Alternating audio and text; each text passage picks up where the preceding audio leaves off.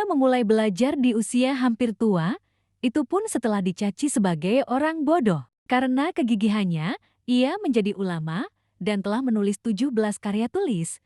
Khalid bin Abdullah bin Abu Bakar bin Muhammad bin Ahmad Al-Jarjawi atau masyhur dikenal dengan nama Syekh Khalid Al-Azhari memiliki kisah yang menakjubkan dalam hidupnya. Perjalanan hidupnya sangat menginspirasi. Beragam kesulitan dan tantangan berhasil dilewati. Khalid lahir di Jarjah, sebuah kota kecil di kawasan Mesir Hulu. Khalid lahir dari keluarga yang kurang mampu. Saat masih usia kanak-kanak, ia bersama kedua orang tuanya pindah ke Karo untuk mencari penghidupan. Meskipun lahir dari keluarga yang kurang mampu, Khalid tak patah semangat untuk belajar. Kepindahannya ke Karo membawa hikmah tersendiri. Di sana, ia menghafal Al-Quran dan belajar ilmu-ilmu agama dari ulama-ulama terkemuka. Di antara kitab-kitab yang ia pelajari ialah Al-Umdah dan Mukhtasar Abi Syuja. Saat remaja, ia pindah ke Al-Azhar untuk bekerja. Sebenarnya Khalid tak mau bekerja dan ingin sekali belajar Al-Quran,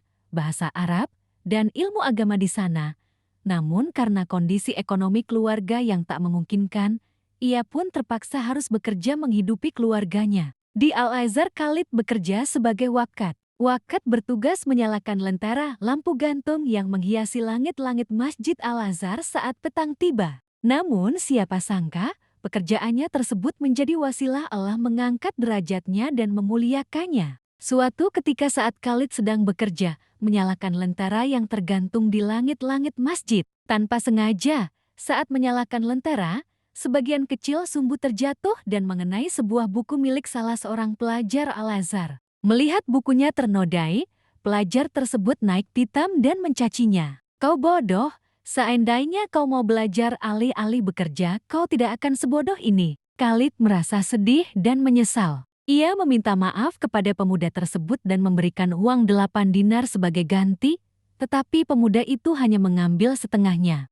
Akhirnya, setelah kejadian tersebut ia memutuskan untuk berhenti bekerja dan memulai kehidupan baru sebagai pelajar di Masjid Al-Azhar. Ia menggunakan sisa 4 dinar miliknya untuk mendaftarkan diri sebagai pelajar. Ia benar-benar yakin dan istiqamah di usianya yang tak lagi muda untuk mulai belajar. Saat itu, usianya sudah 36 tahun, lebih tua dari pelajar-pelajar lainnya. Namun keterbatasan usia tak menghalangi kegigihan Khalid menuntut ilmu. Dalam perjalanan, ia dikenal sebagai murid yang sangat cerdas dan rajin. Padahal di usianya yang sudah hampir menginjak tua, biasanya orang-orang mengalami kesulitan menghafal dan belajar. Namun Khalid membuktikan bahwa selama berusaha tidak akan ada yang mustahil. Bahkan perkembangan belajarnya begitu cepat dibandingkan murid-murid lainnya. Hingga akhirnya ia lulus Al-Azhar dan menjadi seorang ulama. Tak hanya itu, ia juga ditunjuk untuk mengajar di berbagai madrasah dan hankah atau hanikah pondok para sufi.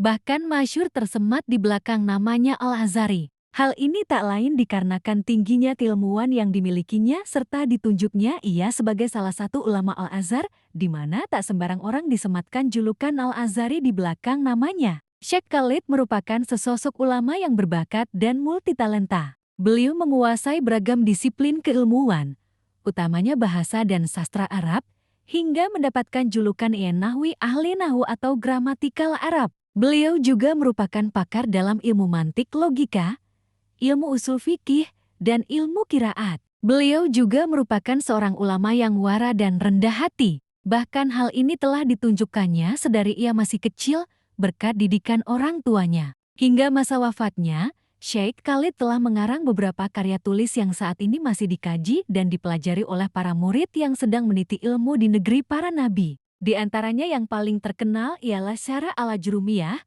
Muqaddimah Al-Ashariyah, dan Syarah Burdah. Ketiganya bahkan hingga saat ini masih terus dicetak ulang. Tidak kurang 17 karya tulis telah beliau buat.